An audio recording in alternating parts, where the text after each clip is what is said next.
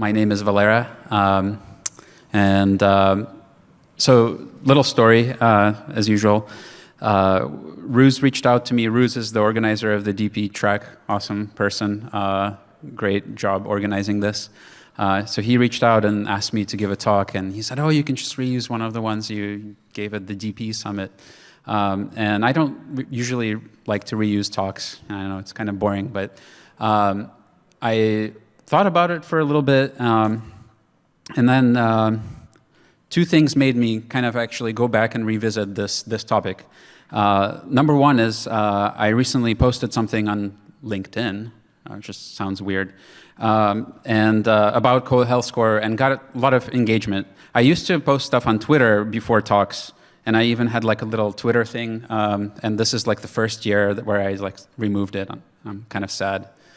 But unfortunately, I don't really don't visit that platform that much anymore. The second thing was, so Slack was acquired by this company called Salesforce not that long ago. Salesforce has some Android apps also, surprisingly. And one of their developers reached out to me and he said, oh, I saw your health score talk at DP Summit. I want to build something similar. Can you help me? And I just kind of pointed him at our infrastructure, and he quickly hacked together a prototype, and it all worked. Then he productionized the prototype, and now they're also using health score on their Android codebase. And I thought, wow, that's cool. So this topic, I think, is still relevant. I'm hearing actually of companies who are also in the process of building it. So why not? You know, I thought let's do it again, and you all are here. I hope you'll learn something useful out of it. All right.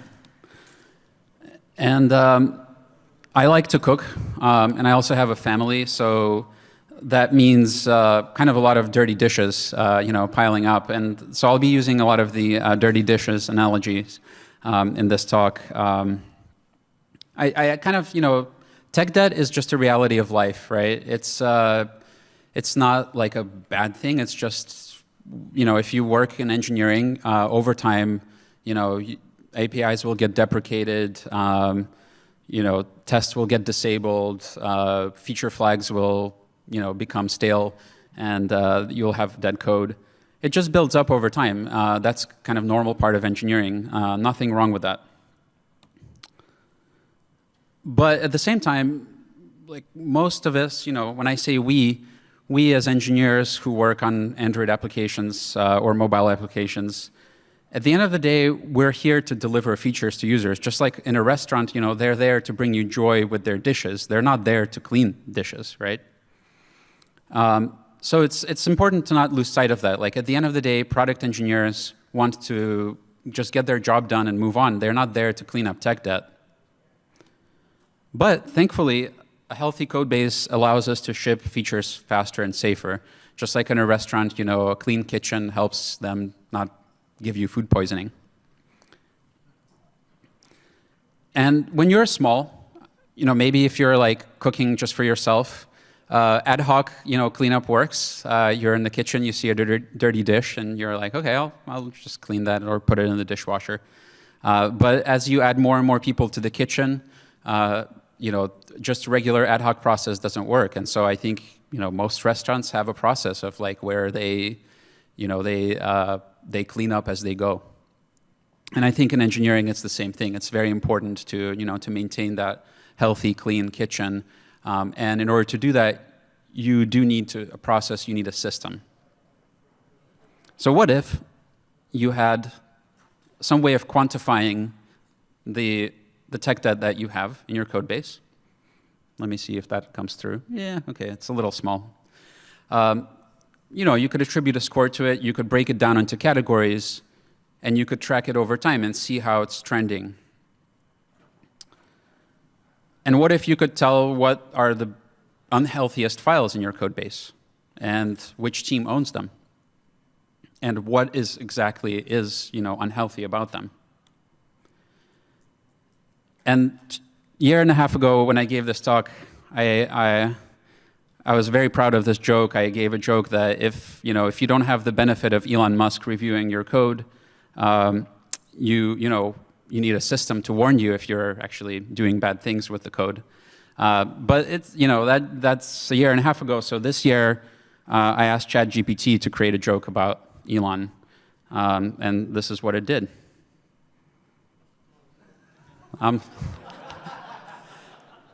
So hey, it worked. You guys all laughed, right? So I guess we're gonna go and do more ChatGPT jokes in the future. And by the way, so the system or the concept that I'm talking today about health score is not something that I invented, and it's at Slack. I know that the person who brought it to Slack actually used to work at Twitter. Is a guy named Ryan Greenberg, awesome engineer. He works on our backend code base, and he is the one who built health score on the backend, and then we kind of borrowed the concept on mobile and made it happen there.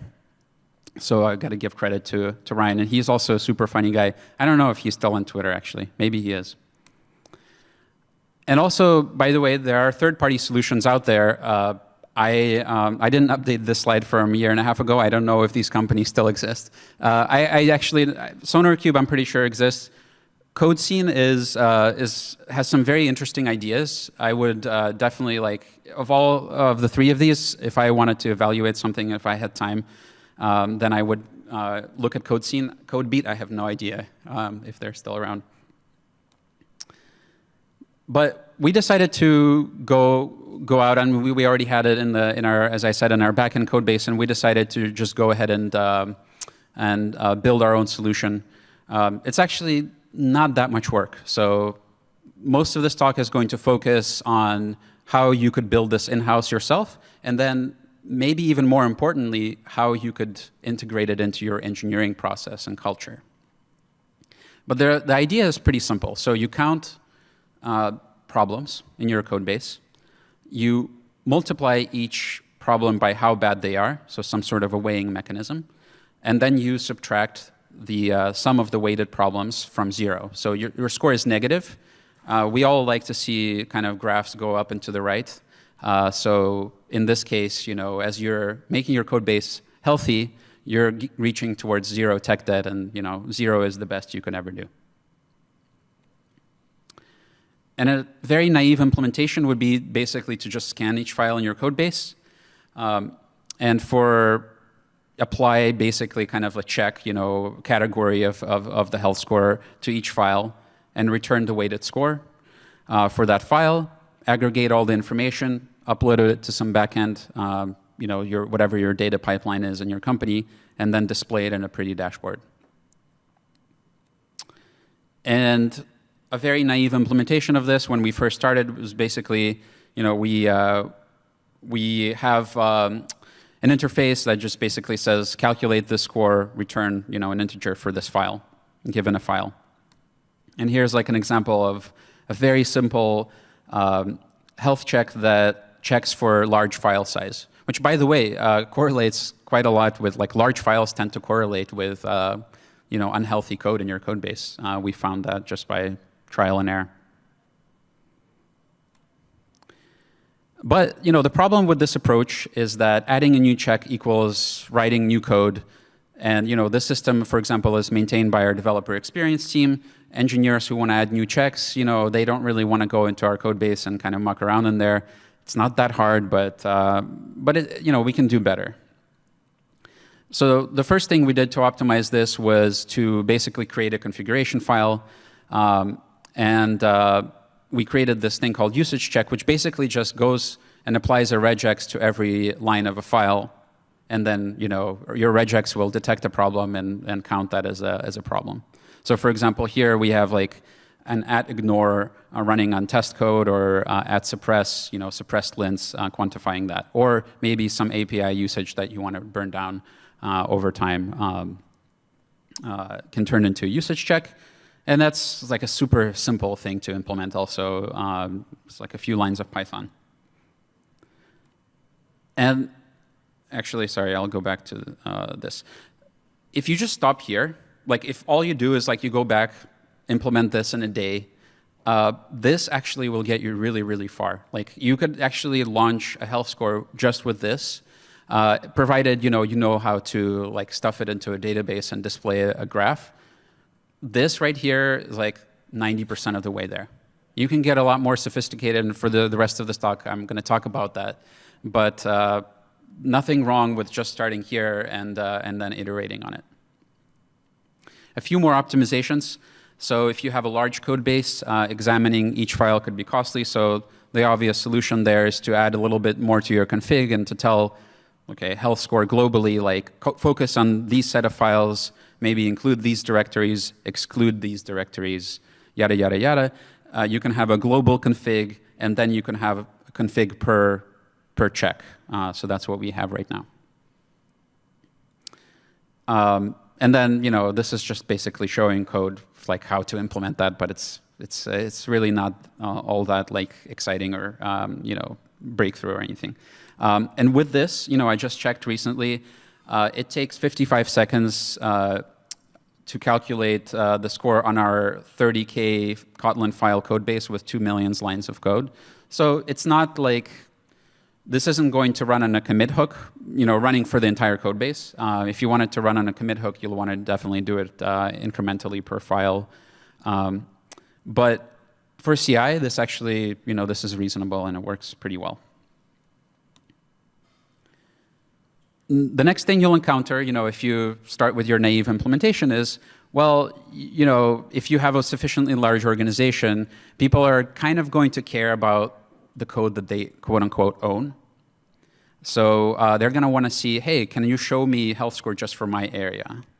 And the way we implemented this is we have code ownership kind of codified in our code base. So every single file in the code base has to be mapped to a team, or it used to be allowed to say that it's unowned. We kind of got rid of unowned code actually through this initiative. It kind of highlighted all the unowned code, and eventually we got down to 0, and I removed that as an allowed value. So that was actually a great benefit of health, like side benefit of health score. We recently kind of rearranged just a simple CSV file with like regex mappings to teams to a YAML format, and we kind of ended up building a system that's a little more sophisticated that also notifies you about code changes on the code that you own, because GitHub code owners is a really kind of terrible way of doing that. So anyway, code ownership is something that is super, super useful as an addition to health score. And with that, when you have that ownership mapping, you can then create health score by team and see how they're trending. You could kind of shame some teams if they have a lot of code. It will actually also it's a great way of highlighting, hey, like this team, why like they own 50% of our tech debt, but they also own like 50% of our code, and there's only like 2 engineers on that team. Maybe that's a problem. So that's a great way of like, hey, look at this data leadership. You guys need to staff this team a little bit more. You could also drill down, into a health score by team. So basically the same thing that where you have kind of global state. You can just like apply a filter and then see the health score for that team and the unhealthiest files for that team. So most times, most engineering managers they will be looking at this to kind of schedule work on burning out tech debt in the quarter. So if you're also interested in a particular topic, you can do a little bit more dashboard work and then basically select a particular check. So here we have an initiative to remove Mockito from our code base over time and replace everything with fakes. So here you can kind of see where Mockito is still, so we create these do not mock annotations, and then you can kind of see where things are being mocked that now have a fake. So that's just like an example of a particular area. You could see which PRs are affecting this particular check. Here it's mostly green, so I think we're doing well here. And then which files have the most tech debt built up for this particular area. This is all implemented in the dashboard, so it's I'm not showing you anything here because it's going to really largely depend on how your data stack is kind of arranged at your company and analytics. So I mentioned, this naive implementation gets you 90% of the way there, and you can go pretty far with it. But we're on Android. Can we do better than string regex matching? The obvious answer here is that we have this wealth of static analysis tools in our Java ecosystem. And the static analysis tools can do more sophisticated checks because they work on the AST. And here's an example of a check that checks if a value class in Kotlin is being mocked.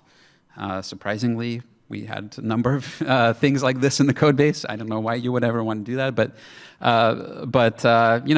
this is something that would be very hard to do with just a simple regex match. And Android lint is like the first place where you might start. Android lint already comes with a wealth of basically things that highlight tech debt in your code base. So correctness, usability, accessibility, et cetera, et cetera. And of course, your company might have your own collection of lints, or if you want, you can borrow ours there on github.com/hq/lints. And when lint runs, it will generate output. It can generate XML output, HTML, nice, pretty, kind of website, or this .serif file format, which is essentially just JSON with certain schema. And that's what we use basically to plug into health score. And in fact, when we first started, health score and mobile started on iOS for us. So we started with that usage check. On Android, we thought, oh, we're so cool, like we have lint, we don't need all that stuff. So we built it entirely on top of lint. And the first implementation for us was basically just grab all the lint output and put it into like a health score dashboard. And it was pretty good. So first of all, it was easy to kind of wire up in terms of dependencies. So like lint runs, produces some output, and then health score just runs as a subsequent task. And there's also a good ecosystem around lint. There's lots of existing lint checks, as I mentioned. And then there's good IDE integration, right? So violations show up in the IDE. And that's all really great stuff. But there were a few issues. So first of all, writing a new check in this model meant writing a new lint rule, which maybe is not super hard for you all here, but it's enough friction that most engineers kind of don't want to do it. It's also platform and build system specific, not a problem for droidcon because we're only talking about Android. But if you do end up supporting multiple different platforms like iOS and Android, then that becomes kind of a little bit tricky. Lint is also unfortunately slow. It's powerful but slow. And also, you can just suppress lint warnings with like an at suppress, and then guess what? Like that sort of gets lost. That's tech debt that we can't find anymore. So our second take on this was to basically take all that lint goodness, the output that it produced, and plug it into our existing kind of simple model. So basically, what we do is we take the serif file. And the serif file already has basically file paths with like warnings and errors, and then we kind of like transpose that into like the data format that we expect from the usage checks, and we just kind of meld them all together. And this allows us in our config basically to define a new type of check called Android lint check, where you can specify IDs, lint IDs of things that you care about. You can add weight, yeah, you can also kind of like say what extensions you want to filter by, and just kind of similar things as the usage check, except that it's working on top of the lint system. Yeah, again, I don't know why I add these slides. We're not going to like read the code here, but basically it's just parsing a bunch of JSON and kind of mapping file paths to a score. Really not complicated. So this is this version that we use right now, and it's working pretty well. It works well in CI, but the problem is that we lose the benefit of kind of like the local developer experience. Running lint for your entire code base to generate that serif file and then running health score on top of it takes forever. It would be better if you could just basically take advantage of all the sort of the build caching that you have already with lint tasks, and just build health score as an extension of the lint task, right? So then you could run health score for just like a single module. So I think eventually we're probably going to move back into the build system, especially if we end up using the same build system for both mobile platforms. But for now, it's kind of, they're separate, and that's okay. It works. So at this point, we're like, okay, we integrated lint. We're awesome. Things are working super well. But just like with dirty dishes, if sometimes you're standing in your kitchen and you're like, you're finished, right, with the sink, and then you like turn around and there's like, oh man, I forgot there's all these dirty pans on the stove. So you turn around and you find more tech debt. And our realization was like, we were using lint baselines. And lint baselines it's a feature that basically when you introduce a new lint check, and that's a good thing. That's a good thing to do. You're like highlighting more tech debt, but you don't want a bunch of things to like fail. Like lint will literally fail if you turn it into an error. So you can kind of run this baseline feature to generate and kind of stuff all your existing tech debt into these baseline files. They're XML files.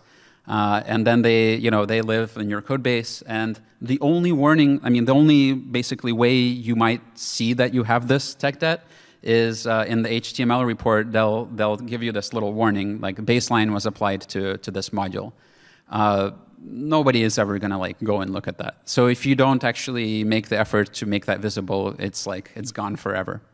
And so when we discovered that we had these baselines, shocker, we decided to bring that into our health score. And the way we do that is essentially we parse all these XML files into the serif format, and then we basically like merge it all into like one serif file, and then it's available for our health score usage. So, and by the way, the sort of implementation of this is also open source. There's a link here, but it's not super complicated. In this case, it's a KTS script, not a Python. And then you think you're done, and you turn around, and you're like, oh man, I'm done with the pans. You turn around and you see the counter, and there's like a bunch of dirty dishes there too. So in this case, it's Detect, which is another static analysis tool. It's really awesome. It's specific to Kotlin. We were also using Detect and not utilizing the output that it provides. Detect, thankfully, already gives serif output, so we don't need to do that much over there. There's only a few minor things that we had to do. So first of all, it also has a baseline feature. It's all in one file, so it's actually pretty easy to just say, for the purposes of like your PR check, Detect runs with the baseline, but for the purposes of health score, turn it off. Don't use baseline. Of course, if you do that, your Detect sort of task is going to fail. So you need to basically say continue and failure and like act like everything is normal if it fails. Don't fail the job. This is only for the purposes of health score, not for not for running as a PR check. And then it will also produce a bunch of serif files all over your code base, just like lint, and you have to merge all those. You don't have to, but we merge all of them into like one serif file for Detect. And then we just kind of go a step further, and just to make it a little easier to like discover all the tech debt in one place, we use our merge serif kind of script to merge so lint results, lint baselines, and then Detect results that already contain baseline errors. And that produces, in our case, 50 megabytes worth of tech debt goodness that you can then go and mine for the purposes of your health score. In our case here, it says 30. What is it? 31,000, warnings. So it's just the reality of life, right? That's what we have to live with. So with lint and health score, by the way, when Slack got acquired by Salesforce, they were our execs, were giving us sort of like why this is a good thing, and they were basically trying to say that, okay, Slack and Salesforce together are going to be like awesome. I don't know if that's been the case for that particular thing, perhaps, but for lint and health score, I think the sum of these two is larger than like if you had them separately. I think they multiply each other. You know, having all this lint stuff is great.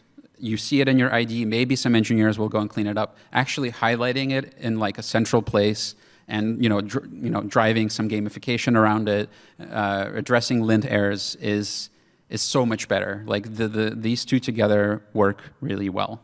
So I think we're lucky on Android to have this rich like static analysis ecosystem. So the next obvious question, maybe not so obvious, is hey, like it's great, we can quantify our tech debt. What about preventing it in the first place? Can I like get notified if I'm actually doing something wrong? And so I showed you the example of a comment that appears in your code in your pull request if you have regressed or improved health score. And our V1 implementation of this was a little bit naive. So we would basically take a dev branch, get a list of modified, added, and deleted files, then calculate the score with your local dev branch. Then we would check out the main branch, do the same thing, and then diff the two, and then report that via GitHub.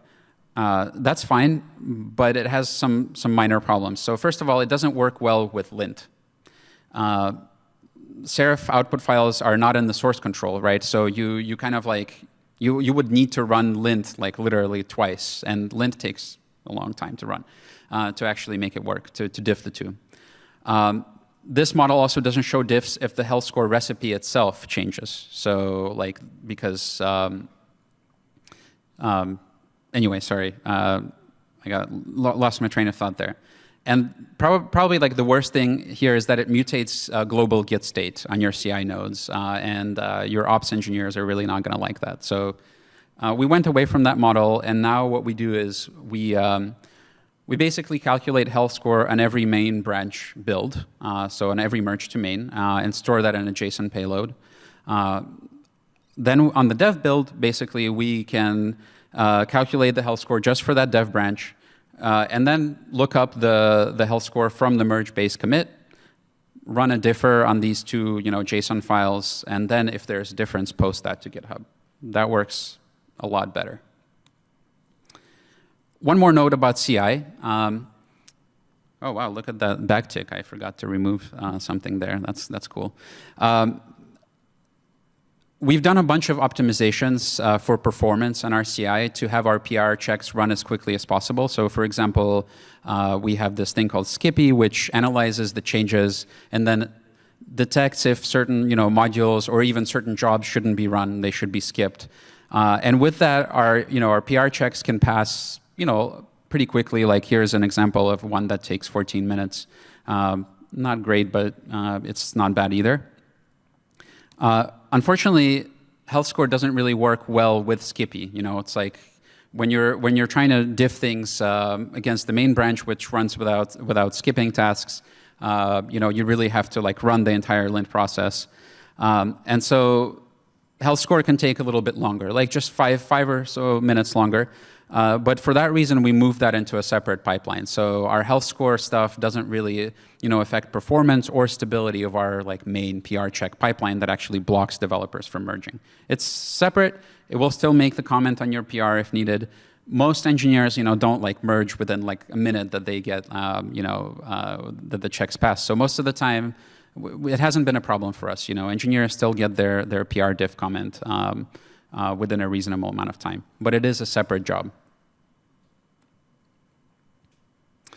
So the next problem is that once you add this to your PR system, and engineers will get a notification. They'll say, "Hey, you did an awesome job," or "Hey, bummer, you regressed the health score," or "You're about to regress the health score." They need to go and kind of find what exactly went wrong. And sometimes it's really obvious. Like I don't know, if you removed a feature flag, it's like okay, obvious. But sometimes, like there's some deprecated warning somewhere, and you like used, deprecated API that you probably shouldn't have, and that can be a little bit hard to see. So the way we solved that is we used GitHub annotations, and we took all that serif, file like with the warnings, And we created GitHub annotations on lines of code, like that show up in your PR review. And again, first take is usually not perfect. So we were doing that for all the changed files in your PR. And it turns out that it can get pretty noisy. Like some files just have a lot of lint, warnings that affect that file. So the obvious solution there is to contain that only to the lines of code that have been added or changed. So you can do that by basically parsing the git diff output and then filtering out your annotations based on that. So this model works a lot better. It's actually something regressed and it's not working anymore, and so engineers are complaining about that. So as soon as I'm done with this talk, I'm going to go and fix that. No, I'm not. It's Friday. I'm going to go home and relax. I'll do it on Monday. All right. The next thing is, hey, so cool. We have health score. We're addressing tech debt. We're working towards getting to the 0, but the target keeps moving. And that can happen in multiple ways. So first of all, if you change your recipe, like anywhere in the middle of the quarter, all of a sudden you're shifting the target, right? So the solution for that is very obvious. We basically freeze all changes to the recipe for a quarter. We kind of work on this quarterly cadence. You don't have to change it every quarter, but I think it's a reasonable cadence. So we have kind of a current version that you don't touch. And then any changes that you want to do, they go into the next quarter, and then at the quarterly boundary, we basically make a flip. So we literally have a different dashboard.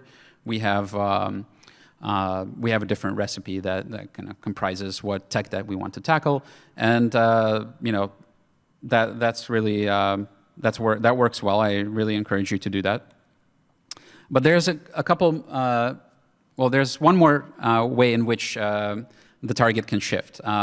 So you have this body of tech debt. You're not going to tackle it right away, and it's probably not a good idea to measure all of it like at once. It's just going to be too much. So you try to focus like on a smaller area, and you create a config for that, and you say, oh, I'm interested in these lint warnings, right? But what can happen is new tool versions, like somebody revs the version of lint, all of a sudden there's like new deprecated APIs. Or there are newly concluded feature flags, or new lint checks have been added. And all of these are great things. Like you want engineers to be doing these things, but you don't want them to affect health score, right? If you see like your numbers go down because somebody added an awesome new lint or deprecated a new API, that'll make you sad. And we don't want sad people. Well, it's okay to be sad sometimes. It's fine. So what we do is we created a kind of an extra layer here of we freeze the list of warnings. We allow you to do that. So for example, for deprecated API usages, the Serif file will contain kind of like what exactly is deprecated, even like the location of where it's deprecated, right? And we create a message filter in the Serif that basically allows you to say, only include these warnings. So this allows you, we generate this at the beginning of the quarter. It's like it's a long list. And then this is the body of tech debt that I'm going to focus this quarter. And then next quarter, I'm going to reset it and I'm going to add new things. That's cool.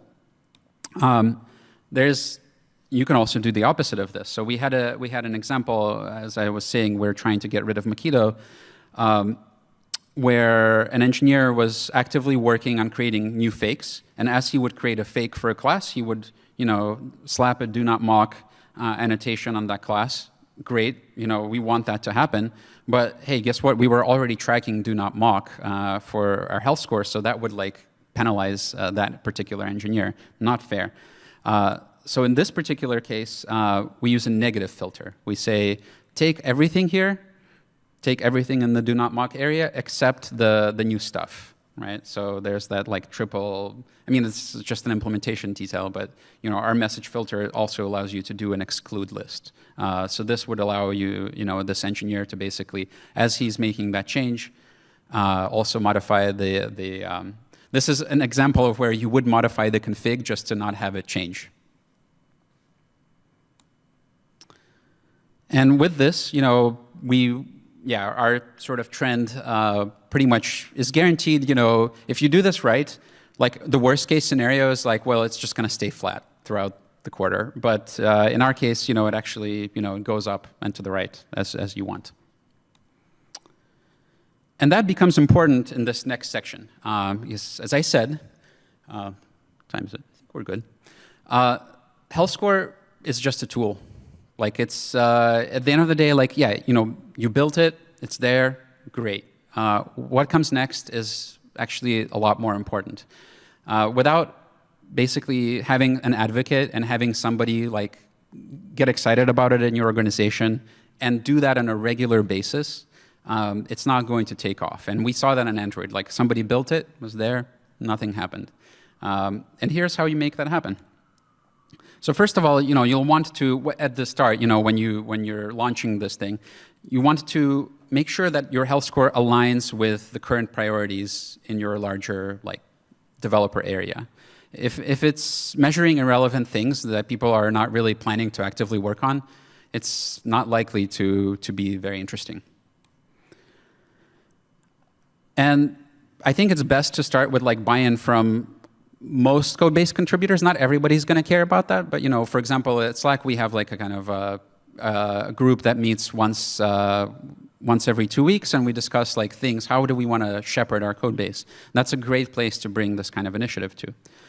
It may take time to align, so I would encourage you to just start with it like something, show people, like no, don't tell, show, and then optimize over time.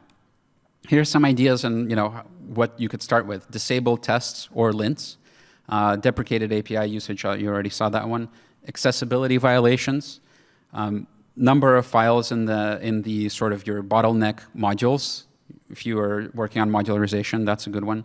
Large files, and in our case, like .java files. Like if you still have .java lying around, it's most likely to be old crufty code that should be rewritten. So just some ideas. I'm sure you'll come up with a lot more if you implement this in your company. And then, you know, the next question is, how do you weigh things? And here's three things that I would encourage you to think about. So first of all, how bad is this thing? How hard is it to fix? So this one is a kind of a non-intuitive one. Like sometimes it's like super easy to remove a feature flag, right? And you know, actually you can clean up a lot of tech debt, but it's not that hard to do. And like refactoring some old .java class into like a new modern, you know, architecture, that's a lot more. You probably want to give more points to the work that's hard. Otherwise, people are going to stick with the really easy, low-hanging fruit. And then, you know, how much do you want people to fix it right now? That's basically what are your priorities this quarter, this year, yada, yada, yada. So tying it to like large migrations, things like that. And you can just model this in a spreadsheet. I mean, once you have your kind of like usage check ready to go, you can count the number of problems you have or your lint. And then you can just stuff this into a spreadsheet and then play around with the numbers. Like that's what we do every quarter. We basically say, okay, like, yeah, I could weigh, for example, I would love to weigh deprecated APIs usage, you know, higher, but there's like so many occurrences of this error that if we actually weigh that higher, it's going to like take over the entire health score. And you may or may not care about that, but at the end of the day, you know, for example, some executive is going to look at your total score. They're not going to look at like deprecated API usage. So, so you know, there's some kind of little finagling that goes into this. And a good litmus test, once you have this, is look at the worst files. Like, what is your health score telling you? Are these actually the files that you would consider to be the worst files in your code base? So that's your test case. And if the answer to that is yes, you're done. If the answer is no, then you know, maybe you continue tweaking that. So then, you know, you have the initial recipe, you launch this thing. How do we sustain engagement? Usually when you launch a new thing, it like just naturally happens. Everyone is excited, everyone is working on it. But I think what's hard is actually doing it quarter after quarter after quarter when the excitement has worn off a little bit. So here's a few ideas. First of all, we post weekly reports into our channel. We kind of highlight, you know, people who've done good health score work, and we try to build that up. We also post like negative like regressions, and sometimes people come and ask questions. I'm like, oh, what happened here? You know, not super bad. It's very important. I mean, I think you can do this grassroots, but it helps a lot if you have engineering leadership that is bought into this initiative. And it really doesn't take a lot. Like if you go to an executive and you say, hey, can you help me with just once a quarter, go into this channel, and if health score has regressed, ask this question. Hey, does this feel right to you guys? Health score regressed. Does this correlate with like the amount of tech debt in your code base? That's all you got to do, and then people are like, "Oh, okay, they're looking at this. We gotta work on this." So that's what like Peter, in our case, that's SVP of like he's my SVP, and he just does this on a regular basis, and it helps a lot. Tying into large organizational initiatives is also a great way to gain traction, and for us, it's really become this vehicle where, like, if we have a large migration now, we will basically plug it into health score, like where we want different teams to go and modernize something. We will create a health score check for that, and then, it'll be tracked this way. But if you already have some initiatives in flight, like, just plug your health score into that, and you'll get some traction. And then a year and a half ago, when I gave this talk, I had this question of like, well, there's a score, there are points, can we make it a game? And thankfully, in this last year, we actually went ahead and did that. And we didn't do anything super sophisticated, but what we just created a quarterly leaderboard. So you add up, like, basically, since we're running this in every merge into main, we can calculate the diff and see if your PR, your change has made things better or worse. And then we add up all those points and we create a quarterly leaderboard. We also have changes of the week. And all of that gets also posted to Slack, so it's, for us, it's more visible. So people are usually not going to go and look at a random dashboard, but they might look at a channel. But even more important than just creating this and piping it into Slack is if you have some sort of an all-hands meeting, where ours happens bi-weekly, every other week. We now have a health score section in that meeting, and basically, that alone has generated a lot of excitement. Where people will, it sounds silly, but they do pay attention. So here, this one was literally just from this week, and there's just people are getting praised for their awesome health score work. By the way, I think number one right there, Hunville, she's here. Yeah, go Hunville. Woo! See what I'm doing here? Yeah, just doing that, she's going to go and work on more health score work, right? All right. No, but it's awesome because like this stuff is useful. Like this helps all of us. And as I said, like people pay attention. I have these like few things pulled out of Slack channels where I was like number one on the health score chart for a while because I deleted a bunch of old crufty code. And just the weighing mechanism that quarter really rewarded that. So somebody noticed that and they were like, yeah, it's Valera is like gamifying the system. Or Zach was number one because of actually some probably tooling issue all of a sudden, and people are like, what, you got 30,000 points? Or sometimes there'll be the reverse, like an engineer will get a comment on their PR and they're like, oh, it's -1 point. I'm like, why did I get this -1 point? So yeah, points, like we like points. What can we say? We like games. And with this, as I said, sustaining it over time can be a little bit tricky. I'm not going to claim that it has as much excitement as when we first launched it, but now it's become kind of a little bit more routine. But we have been able to sustain this for the last 4 quarters in a row. We've had a positive health score trend. And we've actually, more importantly, I think we've just gotten some things done. So for example, we removed all accessibility lint violations in our code base. So I think Haijung, maybe, who gave an accessibility talk today at Slack, like, we were all like really excited that we could actually burn something down like this and turn it into an error. So now they can't come back. We've had a large reduction in the use of mocks in favor of fakes, as I mentioned, and we just now have a consistent removal of stale feature flags and disabled tests. So it's something that previously, would just sit around and nobody would pay attention to it. So it's been working out pretty well for us. And also people kind of notice, as we distribute a quarterly developer experience survey, generally, lately we've been getting good feedback on the quality of our code base, which is also good to see. So looking to the future, of course, all of this is going to be irrelevant because AI is going to be cleaning stuff up for you, right? So it's going to be writing the code and then cleaning up tech debt. So, in a year and a half, whatever, I'll probably won't give this talk again. Actually, I won't give this talk again. I do promise that. But I don't know if AI is going to get there that quickly. So what do we want to do if we want to maintain the system? As I mentioned, I would like to see this migrate back into the build system so that we could take advantage of the caching and kind of incrementality of build systems. I would love to see it shift even more left so that you get warnings.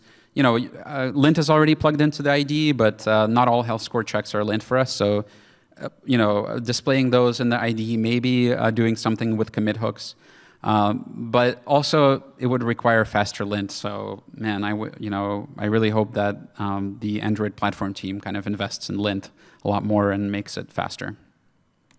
I want to leave you with this. I know that developers care about code health. None of us want to work in a dirty kitchen. I think we all want to work in a kitchen like this, right? Like where things are smooth, well organized, clean. We clean up as we go. We have modern tools, and code health is a big component of that. So, if you don't yet have this in your organization, then I hope you find this inspirational and take it back and maybe try to build it.